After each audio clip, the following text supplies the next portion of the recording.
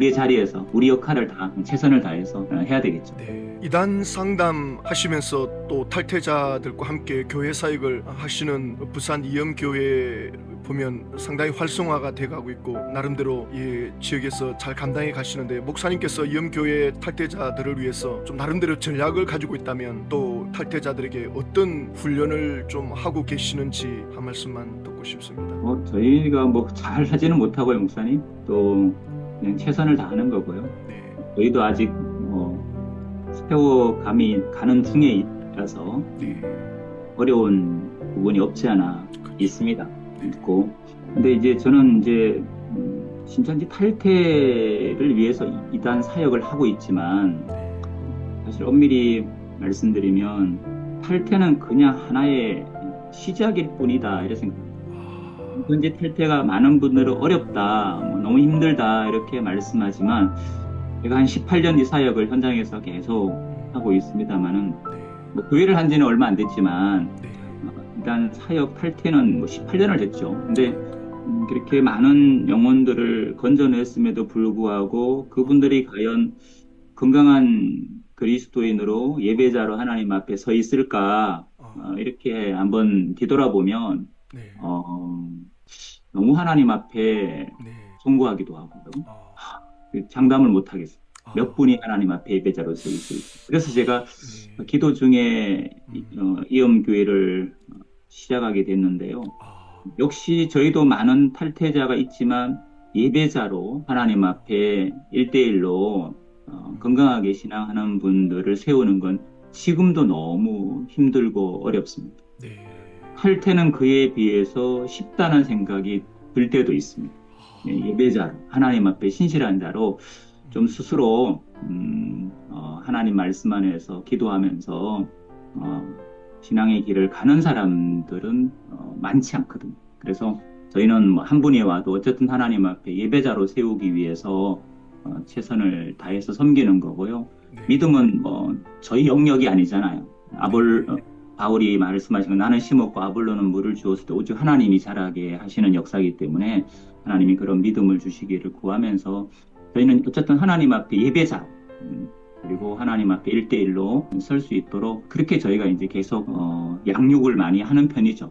탈퇴하면 그때부터 세례 교육도 다시 받아야 되고요. 네. 세례 교육을 저희가 이제 한 10시간 이상을 받아야 됩니다. 세례 교육 10시간 이상 받고, 그 다음에 기초부터 다시 양육을 해야 됩니다. 과거에 모태신앙이었든 아니면 교회를 한번 갔든 아니면 처음 이제 신천지가 처음이었든 관계없이 저는 이제 기초 양육부터 합니다. 18주 8주 가정하고, 그렇게 해서 또 교리교육 계속하고, 또 계시록 목사님도 하시는 것처럼 저희도 창세기 계시록을 꼭 해야 될 수밖에 없는 상황이다 보니까, 이단 출신들이다 보니까 그렇게 계속해서 하고, 그 다음에 7대 교리, 계시론, 신론, 인간론, 구원론, 기독론, 교회론, 종말론 계속 하는 편입니다. 설교 시간에도 본문과 관련된 교리가 있으면 꼭 언급하는 편입니다. 그렇게 계속하고 있습니다. 네, 어제 저녁에 늦은 시간에 탈퇴하신 분의 문자를 받았는데요. 네. 신천지 안에서 개신교 목사에 대한 부정적인 영상이나 내용을 너무 많이 들었고, 그래서 그런지 개신교 생활을 하는데 개신교 목사의 부족한 점이 보이면 오버랩이 되면서 이게 확대가 되더라는 거예요. 이런 어려움이 있구나, 이분들이. 이것이 신앙의 발목을 붙잡나? 이 부분은 어떻게 해야 되면 우리는 또 어떻게 해야 되죠? 맞습니다, 목사님.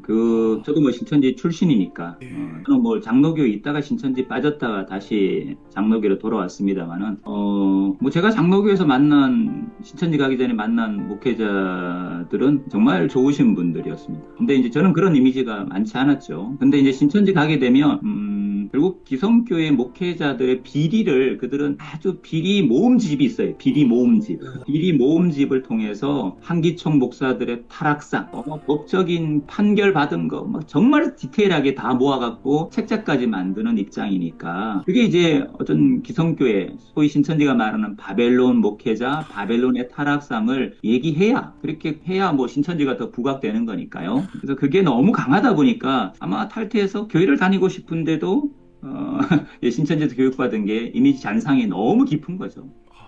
저희도 마찬가지입니다. 저희도 나오면 돈 받는다는데 상담료부터 돈 받습니까? 물어보고, 그럼 너희 부모님이 보낸 뭐 계좌 추적해 볼까? 아니면 우리 통장 오픈해 줄까? 이렇게 그렇게 해야 이제 이 돈을 안 받는 곳도 있는가? 이런 생각을 하게 되지. 아니면 다 상담료부터 돈 밝히고 막 이래 되거든요. 그래서 그런 것들을 하나하나 오해를 이해시켜 줘야 된다는 얘기죠. 그래서 그건 결국 사랑밖에 없습니다. 뭐 저에 대한 이미지도 당연히 신천지는 적그리스 보니까 안 좋잖아요. 그래서 계속 얘기를 나누고 또 저희 공동체가 갖고 있는 받은 사랑을 나누고 하면 조금 이제 마음이 이런 것도 있구나. 기성교회가 다 나쁜 곳은 아니구나. 이런 인식이 우리가 결국 어떤 삶으로 보여줘야 되느냐 이런 문제지. 기성교회는 안 그래. 아니 그런 것도 있으니까요. 그런 목회자도 있잖아요. 그러니까 저는 싸잡아서 기성교회를 도매급으로 넘기는 거에 대해서 그건 아니라는 것을 이해시켜주고 그런 목회자도 있고 아닌 목회자, 훌륭한 목회자도 많다 이런 것을 좀 구분시켜주면서 교회에 대한 이미지를 조금씩 바뀌어지도록 해야 되지 않을까 하는 생각을 합니다. 그렇군요. 네, 부산에서 들려오는 소문에 의하면 이영교회 권 목사님께서는 너무 신실하시고 본이 된다고 감동되는 내용을 많이 듣고 있습니다. 아무쪼록 감사드립니다. 오늘 준비된 말씀으로 또 저희들에게 말씀해 주시면 하나님의 은혜를 입겠습니다. 네. 오늘 뭐 특별한 건 아니고요. 그냥 제가 가르치고 늘 했던 것 중에 PPT로 좀 정리해서 함께 나누도록 하겠습니다. 네. 계시록 1장 1절 뭐 저희가 이제 상담할 때 늘 이제 탈퇴자들과 함께 나누는 내용인데요. 네. 그걸 같이 나누면 좋겠습니다. 네. 이단은 교회에서 이제 교회가 어떤 대상인가 제가 이제 늘 세미나 할 때마다 교회 가서 이제 질문하는 첫 번째 질문입니다. 이단은 교회에게 어떤 대상인가? 먼저는 이제 요한일서 4장 1절의 말씀처럼 분별해야 될 대상이죠. 교회는 반드시 이단을 분별해야 돼요. 두 번째는 이제 야고보서 말씀처럼 이단은 돌이켜야 될 영혼들이다. 외면해야 될 영혼이 아니고 우리가 돌아봐야 될 영혼이고 진짜 바른 복음, 바른 예수 안에 서 있다면 다른 것에 빠져 있는 사람들에 대해서 불쌍한 영혼임을 인지하고 그들을 돌이키려고 교회는 반드시 몸부림을 쳐야 된다. 외면의 대상이 아니다. 그런 말씀도 드리고요. 베드로전서 5장 8절은 이제 근신하라 깨어라 너희 대적 마귀가 오는 사자처럼 두루 삼키를 차를 찾나니 너희 믿음을 굳건하게 하여 그를 대적하라. 마귀를 이제 대적하라 했기 때문에 이단에 빠져 있는 사람을 피하지 말라는 거죠. 저는 이제 외면도 싫지만 그들을 마주하지 못하고 피하는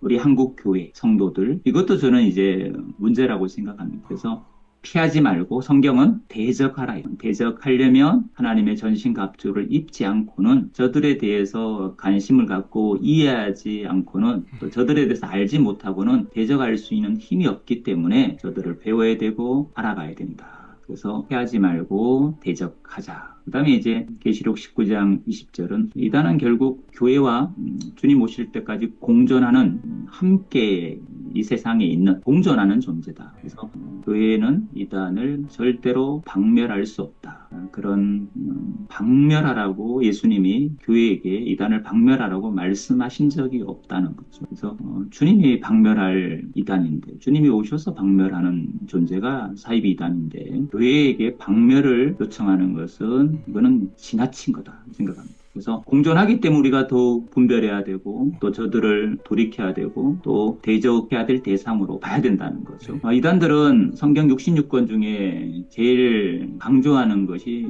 당연히 계시록입니다. 그리고 창세기입니다. 요한계시록 그 다음에 성경의 시작인 창세기죠. 결국 이단들이 요한계시록을 66권 중에 특별히 강조하는 이유가 있죠. 이유는 바로 종말론에 그들이 가 있기 때문이죠. 종말론에 관심이 많기 때문이죠. 임박한 종말론. 임박한 종말론에 저는 신천지도 예외 없이 임박한 종말론에 결국은 빠져있다 이렇게 생각을 합니다. 신천지는 날짜를 강조했죠. 처음에 87년 일곱째 날 해서 날짜를 강조했습니다마는 바로 그게 불발이 되고 난 다음에 전환한 것이 뭐냐? 이만희는 숫자로 시한부 임박한 종말론을 바꾼 거죠. 시한부 종말론, 임박한 종말론자들의 주장 크게 두 가지죠. 날짜에 맞춘 시한부 종말론자, 숫자에 맞춘 시한부 종말론자. 숫자는 이제 14만 4천이죠. 14만 4천. 여기 이제 머리수든 아니면 하나님 마음에 합한 수든 어쨌든 숫자에 맞춘 것도 저는 똑같은 시한부 종말론자로 생각합니다. 그래서 계시록에 나와 있는 다양한 14만 4천 이런 것들을 이제 이단들은 왜곡해서 가르치는 거죠. 그래서 우리가 요한계시록에 정통교회가 관심을 가져야 된다. 이단만큼은 우리가 알아야 된다 이거죠. 이단보다도 계시록을 더 모르면 저들을 설득하기가 또 저들과 접촉점을 찾기가 쉽지 않다는 이야기죠. 신천지는 이제 계시록을 강조하는 여러 가지 포인트가 있습니다. 그걸 다 말씀드릴 수는 없지만 오늘은 간단한 거 하나 보이겠습니다. 신천지 주장하는 요한계시록은 어떤 책이냐? 요한계시록은 결국 한 목자에 대한 약속이라는 거죠. 그래서 구약이 약속한 약속의 목자가 있고 신약이 약속한 약속의 목자가 있다는 거죠. 또 구약은 이제 예수 그리스도, 신약은 이만희 이렇게 이제 되는 거잖아요. 이만희를 계시록에서 어떤 단어로 이만희를 그들은 증명하려 하고 주장하느냐? 결국 사도 요한, 이걸 이제 새 요한 이렇게 부르는 거고요. 2장 3장에 이기는 자, 이기는 그, 또 10장에 펴놓인 계시 두루마리 책을 받아먹은 자, 입에서 달기가 꿀같고 배에서는 쓰다는 경험을 한 자, 그 다음에 11장에 두 증인 중에 한 사람, 12장에 철장을 가진 아들, 이렇게 이제 쭉 얘기합니다. 보고 들은 증인 이렇게 얘기합니다. 결국 이만희를 칭하는 단어라고 이야기를 하는 겁니다. 근데 이제 그들에게 이제 반론을 제기하고 싶은 거죠. 이제 계시록 1장 1절이 이제 오늘 우리가 선택한 본문입니다. 예수 그리스도의 계시라. 이는 하나님이 그에게 주사 반드시 속히 될 일을 그 종들에게 보이시려고 그 천사를 그 종 요한에게 보내어 지시하신 것이라. 신천지인들도 계시록 1장 1절부터 3절을 다 외웠으니까 심지어 전장을 외우는 사람도 있는데 1장 1절에서 3절은 모든 신천지인 아무리 고령자일지라도 다 외우는 구절이죠. 그래서 중요하게 다룹니다. 1장 1절에서 과연 요한계시록의 주인공이 누구인지가 명확하게 기록이 되어 있습니다. 예수 그리스도죠. 1장 1절에 예수 그리스도의 계시, 뭐뭐의 하는 것은 헬라어 문법상 속격 형태입니다. 속격이란 말은 소유 혹은 기원, 관계 또는 이제 소속 이런 것을 의미하는 게 이제 속격입니다. 속격은 두 가지 형태가 있습니다. 주격적 속격이 있고 목적적 속격이 있습니다. 주격적 속격으로 말하면 1장 1절에 예수 그리스도의 계시는 예수 그리스도께서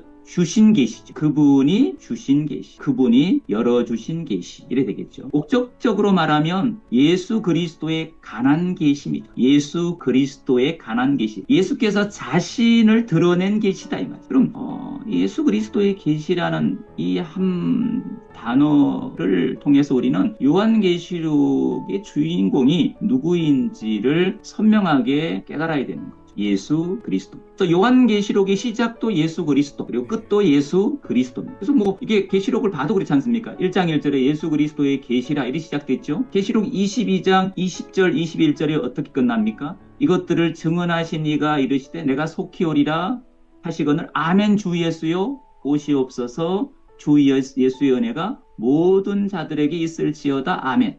예수 그리스도로 시작해서 주 예수 그리스도로 끝나는 형태가 요한계시록이라는 얘기입니다. 그래서 요한계시록의 알파와 오메가, 예수 그리스도가 알파와 오메가이죠. 그래서 계시를 누구에게 보이시려고 열었냐? 1장 1절에 보니까 이 계시의 최종 수신자가 누구라고 기록되어 있냐 이거예요. 사도 요한이 아닙니다. 신천지가 그렇게 강조하는 것처럼 새 요한, 사도 요한이 아니죠. 예수 그리스도의 계시는 이는 하나님께서 예수님에게 주사 그 종들에게 보이시려고, 종들의 계시록 7장에 나와 있는 종, 2장 3장의 종, 교회입니다. 교회들에게 보이시려고 천사를 그 종 요한에게 보낸 거죠. 그러니까 이 최종 수신자가 종들이라는 교회라는 얘기죠. 사도 요한이 아니고, 사도 요한은 메신저죠. 메신저. 천사를 통해서 예수 그리스도의 계시를 종들에게 연결하는 메신저. 근데 신천지는 메신저를 주인공이라고 얘기하는 거예요. 예수 그리스도가 주인이죠. 메시지가 핵심이죠. 주인공은 예수 그리스도, 메시지죠. 메신저는 메시지를 전하는 도구일 뿐이죠. 근데 이 메신저라는 요한을 신격화, 우상화하고 있는 거죠. 그는 예수 그리스도라는 메시지를 전하는 메신저입니다. 메시지는 영원하지만 메신저는 그냥 잠시 들어쓰는 전달 도구일 뿐입니다. 메신저는 사라지고 메시지만 영원히 남는 겁니다. 우리가 메신저를 자랑하지 않습니다. 목사는 뭡니까? 메시지를 전하는 도구일 뿐이죠. 근데 목사가, 메신저가 신격화되고 우상화가 된다면 그게 메시지를 드러내는 게 아니지 않습니까? 신천지인들이 생각을 깊이 해야 될 부분입니다. 신천지는 주장합니다. 요한계시록을 예언서라고 합니다. 예언서. 주재림 때 장래일을 예수님께서 계시하시고 이를 보고 들은 사도 요한이 기록한 것이니 예언서이다. 그러므로 요한계시록을 서신서라고 하는 것은 옳지 않다. 요한계시록은 철저히 예언서다.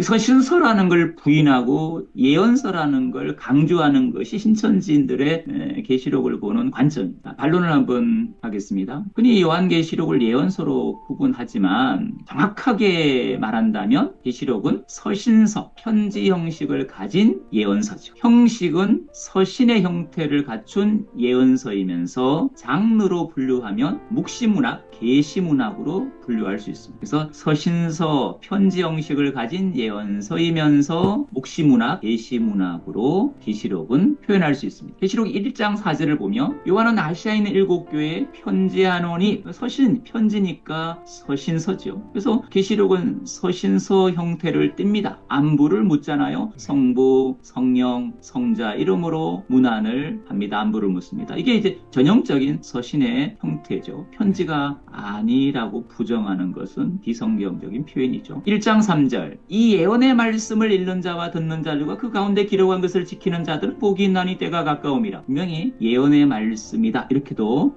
기록되어 있고요. 계시 맞습니다. 묵시 맞습니다. 1장 1절에 예수 그리스도의 계시, 다른 말로 묵시 이렇게 하기 때문에 요한계시록은 서신서 형식을 갖춘 예언서이면서 장르는 계시문학, 묵시문학에 들어갑니다. 신천지는 요한계시록을 장래일을 말한 예언이라는 것에 꽂혀 있습니다. 그래서 한문으로 미리 옛자 말씀은 자, 미리 말한 장래일이다. 그래서 미래사다, 장래사다 이런 관점에 꽂혀 있습니다. 자, 이 예언이란 말도 신천지는 대단히 오해를 했습니다. 어떤 예언이냐는 거죠. 이 예언이 미리 옛자와 통용되는 한자가 있습니다. 맡길 옛자입니다. 미리 옛자와 통용되는 옛자가 한문으로 맡길 옛자입니다.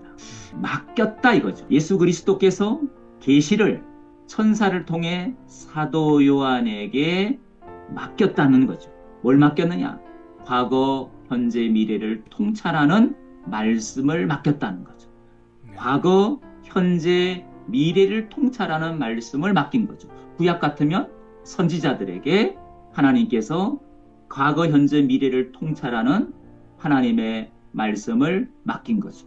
선지자를 나비가 하나님의 말씀을 맡은 자를 나비라 하지 않습니까? 계시록은 요한에게 맡긴 거죠. 그래서 계시록 1장 19절을 보면 이렇게 기록되어 있습니다. 그러므로 내가 본 것은 7교회가 하나님 앞에, 예수님 앞에 어떤 신앙을 했는지를 본 거예요. 그 본 거는 이미 있어진 일을 본 거지 앞으로 있을 일이 아니죠. 봤다는 건 이미 그들이 첫사랑을 버린 걸 본 거고 악한 자들을 용납지 않았다는 걸 본 거고 다 과거의 일입니다. 지금 있는 일, 지금 너희가 어떻게 해야 되느냐 이거죠. 니골라든가 싸워 이겨야죠. 발람의 교훈을 받아들이면 안 되는 거죠. 지금 선택을 해야 되는 거죠. 회개하라 이거죠. 지금 돌이키라는 거죠. 그러면 장차 너희에게 생명나무 과실을 주어 먹게 하겠다. 둘째 사망의 해를 받지 않게 해주겠다. 약속한 거죠. 본 것과 지금 있는 일과 장차 될 일을 기록한 것이 바로 요한계시록입니다. 계시록 1장 3절에 예언서는 먼 미래 사만을 미리 알려주는 것이 주목적이 아닙니다. 예언서는 죄를 지은 하나님의 백성들이 무엇을 잘못했는지를 일깨워주죠. 과거요. 그리고 죄의 길에서 지금 돌이키라는 거죠. 현재. 그럼 하나님께서 너희에게 약속했던 복을 줄 것이고 행여나 재앙을 선포했을지라도 재앙을 면하게 해주겠다. 돌아오면 미래에 대한 선언을 담고 있습니다. 이건 계시록이나 예레미야서에 잘 언급이 되어 있습니다. 자, 계시록 먼저 한번 볼게요. 2장 3절 5절. 에베소 교회 사제에 보낸 편지입니다. 또 내가 참고 내 이름을 위하여 견디고 게으르지 아니한 것을 아노라. 이건 이미 에베소 교회가 그렇게 주님의 이름을 위해서 인내하고 게으르지 않았다는 거죠. 그러나 너를 책망할 것이 있나니 너의 처음 사랑을 버렸느니라. 앞으로 버릴 게 아니고 이미 첫사랑을 버린 겁니다. 과거의 일이죠. 자, 요구합니다. 예수님께서 요한을 통해서 그러므로 이서 떨어졌는 생각하고 회개하여 처음 행위를 가지라. 회개하지 아니하면 촛대를 그 자리에서 옮기리라. 회개는 지금 해야 되는 거죠. 지금 돌이켜야 된다는 이야기죠. 그러면 이제 약속한 생명나무 가시를 주워 먹게 하는 거죠. 자, 예레미야 26장 12절 13절도 예언이라는 것이 어떤 의미인지를 우리에게 잘 소개하고 있습니다. 예레미야가 모든 고관과 백성에게 말하여 이르되 여호와께서 나를 보내사 너희가 들은 바 모든 말로 이 성전과 이 성을 향하여 예언하게 하셨느니라. 하나님이 예레미야를 선택해서 유대인들의 고관과 백성들에게 예루살렘 성을 향해서 예언하게 하셨다는 것. 미래사일까요? 장래사일까요? 보겠습니다. 그런즉 너희는 너희 길과 행위를 고치라. 너희 길과 너희 행위를 고치라. 유대인들에게 지금 예루살렘 거민들에게 요청하는 겁니다. 그들이 폐역의 길, 우상을 섬기는 일에 관여했다는 것이고 하나님의 약속을 저버렸다는 이야기죠. 죄를 돌이키라. 죄로부터 돌이키라 이 말입니다. 두 번째, 너희 하나님 여호와의 목소리를 청종하라. 죄로부터 나와서 하나님 말씀을 들으란 얘기죠. 그리하면 여호와께서 너희에게 선언하신 재앙에 대할 뜻을 돌이키시리라. 미래에 대한 선포입니다. 과거, 현재, 미래에 대한 통찰의 말씀을 하나님은 선지자 예레미야에게 맡긴 겁니다. 이사야 1장을 보셔도 똑같습니다. 유다와 예루살렘에 대하여 본 이상이라. 하늘이여 들으라. 땅이여 귀를 기울이라. 여호와께서 말씀하시기를 내가 자식을 양육하였거늘 그들이 나를 거역하였도다. 분명히 이사야가 본 유다와 예루살렘에 대한 이상인데 이미 그들이 하나님 앞에 패역했다. 소는 임자를 알고 나귀도 주인의 구유를 알지만 내 백성 이스라엘은 알지 못하고 깨닫지 못하였도다. 슬프다 범죄한 나라여 허물진 백성이요 행악의 종자요 행위가 부패한 자식이로다. 계속해서 하나님은 이사야를 통해서 유다와 예루살렘이 이미 패역했다. 범죄했다는 사실을 고발합니다. 그리고 변론하자고 요청합니다. 하나님 말씀을 들으라 이 얘기죠. 그럼 너희 죄가 진홍 같을지라도 또 뭐 검을지라도 하나님이 희게 하겠다. 회복시키겠다. 다시 하나님께서 유다와 예루살렘에 대해서 예언할 때 그들을 회복시킨다는 예언의 메시지를 계속 주고 있죠. 그래서 과거, 현재, 미래를 통찰하는 말씀을 예언이라 하지 장래사만을 예언을 하지 않는다 하는 것을 신천지인들이 좀 잘 이해해야 될 부분입니다. 참고로 요한계시록이 어떤 책일까? 계시록에 대한 우리의 선입견을 좀 내려놓을 필요가 있다고 생각합니다. 계시록을 말하면 두 단어가 가장 먼저 떠오르죠. 어렵다, 무섭다. 어렵고 무섭기 때문에 이단들이 요한계시록을 악용하는 겁니다. 어렵고 무섭기 때문에 그래서 잘 안 보고 잘 안 읽잖아요. 두려워하잖아요. 정통교회 그리스도인들이요. 그래서 이단들이 계시록을 철저히 왜곡해서 악용하고 있습니다. 어려운 것은 상징적인 언어들이 많기 때문에 어렵죠.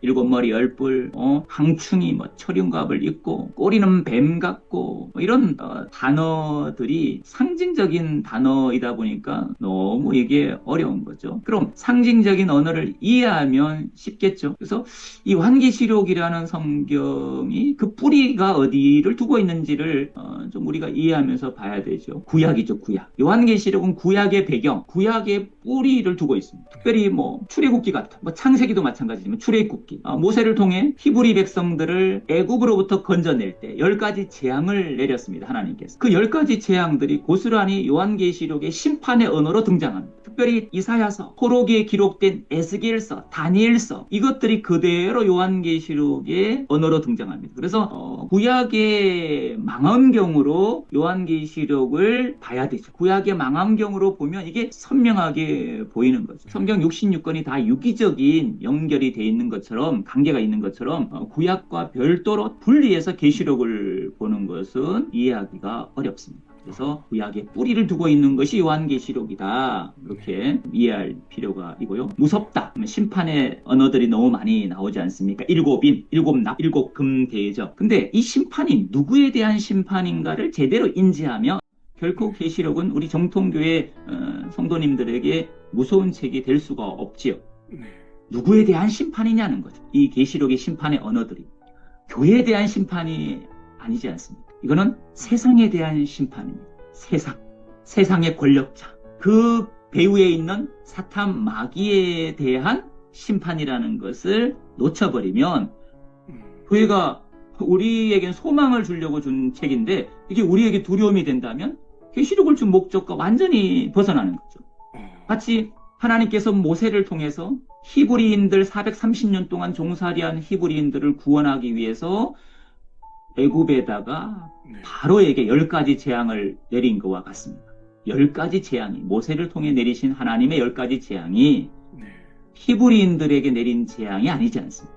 애굽을 향한 세상을 향한 심판이었고 도리어 세상을 향한 심판은 하나님 백성들의 구원의 메시지가 된 거죠. 그래서 요한계시록은 악한 세상을 향한 심판이고 교회를 향해서 구원의 소망을 준 책이다. 이렇게 보는 것이 바른 눈이겠죠. 요한계시록을 꼭 읽어야 되는 이유가 있습니다. 성경 전체를 잘 이해하게 됩니다. 성경은 창세기부터 요한계시록까지가 하나님의 위대한 구속 드라마입니다. 창세기부터 요한계시록까지는 하나님의 위대한 구속 드라마입니다.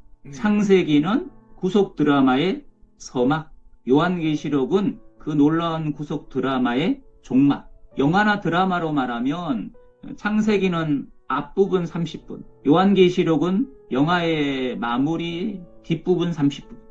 여러분 뭐 영화 앞부분 30분, 뒷부분 30분 모르면 얼마나 답답합니까?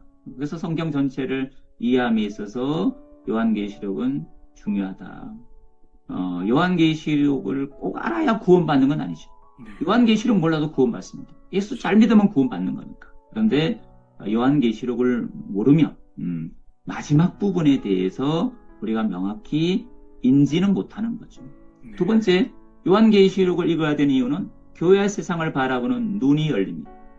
교회와 세상의 본질을 선명하게 제시해 주는 게 요한계시록입니다. 그래서 신천지가 우리 정통교회에 대해서 부정적인 인식을 하고 있는 것도 계시록을 통해서 충분히 깰 수 있다는 이야기죠. 계시록이 말하는 교회상이 있거든요. 계시록이 말하는 세상을 바라보는 눈이 있다. 그래서 바른 어떤 역사관, 바른 세계관을 가지려면 반드시 요한계시록을 알아야 되죠. 세 번째, 사이비단의 미혹에 빠지지 않게 됩니다. 교회사를 보면 이상하게도 교회에서는 계시록을 잘 가르치지 않았고 오히려 이단 사이비가 열심히 계시록을 가르쳤습니다. 정통교회는 계시록이 위험한 성경인 것처럼 조심조심한 것이 너무 지나쳤죠. 그래서 많은 이단들이 계시록을 자기 입맛에 맞게끔 왜곡했고 자기들을 또 교주를 신격화하는 정당화하는 악한 도구로 사용한 겁니다. 계시록 모르면 이단의 미혹에 넘어가거나 아니면 이단의 주장에 답변을 못해서 벙어리 냉가슴 앓듯이 답답해질 수 있습니다. 그래서 계시록을 바르게 하는 것은 이단으로부터 우리 교회를 지키는 저는 예방 백신이라고 생각합니다. 요한계시록의 구조와 주제가 있습니다. 구조 파악의 열쇠는 저는 엔 푸뉴마티라고 생각합니다. 헬라어로 엔 푸뉴마티. 그대로 해석하면 성령 안에서 성령으로 혹은 성령의 감동으로. 계시록에 4번 언급되는 이 엔 푸뉴마티가 너무 중요하다. 계시록의 구조를 이해함에 있어서. 계시록 구조는 서론, 본론, 결론으로 나눌 수 있는데요. 본론에 이제 엔 푸뉴마티가 나오죠. 4가지 한상입니다. 7 금초대, 7 교회에 대한 한상이죠. 두 번째는 7인, 7 나팔, 7 금대접에 대한 한상입니다. 3한상이 이제 큰 성 바벨론 음녀에 대한 한상이고요. 마지막 4한상이 이제 거룩한 성 새 예루살렘에 대한 한상이 마지막 부분에, 본론 부분에 언급이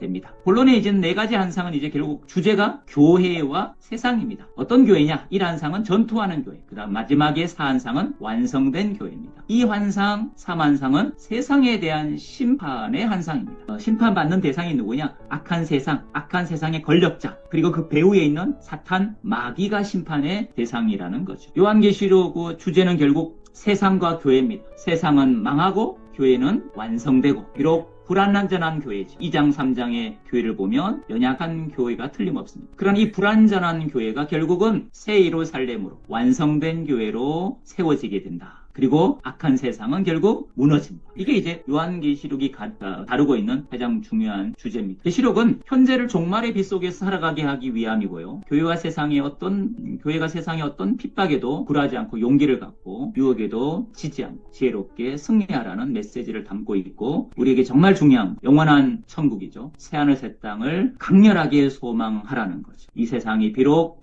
악하고 또 험한 곳이지만 승리함으로 이 새하늘 새 땅을 바라보라는 거죠. 신천지 이렇게 바라보라 그러면 오해할 수 있는데 베드로후서 3장의 약속대로 우리는 그의 약속에 의해서 새하늘 새 땅을 바라봐야 된다고 생각합니다. 또 계시록이 강조하는 게 예배입니다. 사도 요한도 주일날 이제 환상을 보게 되죠. 예배하기 좋지 않는 환경, 그런 환경 속에서도 예배가 얼마나 중요한지 요한계시록 우리에게 선명하게 알려주고 있습니다. 예배하기 좋은 시대도 없고 좋은 환경도 없습니다. 예배 때문에 목숨을 버린 분들도 많지 않습니까? 저는 예배에 목숨을 걸어야 된다. 예배, 탈퇴자들도 저는 가장 중요하게 여기는 게 예배입니다. 이렇게 해서 제가 오늘 준비한 거 마치도록 하겠습니다. 감사합니다. 네, 감사합니다. 예, 오늘 부산 신천지 이단 상담소 또 부산 이음교회 권 목사님께서 요한계시록의 기록의 배경, 요한계시록을 처음 읽고자 하는 분들은 오늘 권 목사님의 말씀을 먼저 듣게 되면 계시록을 읽으시는데 자루나 우루나 치우치지 않는 아주 중심을 잡아주는 그러한 말씀을 오늘 듣게 되었습니다. 오늘 목사님 감사합니다. 감사합니다. 예, 목사님. 네, 감사합니다.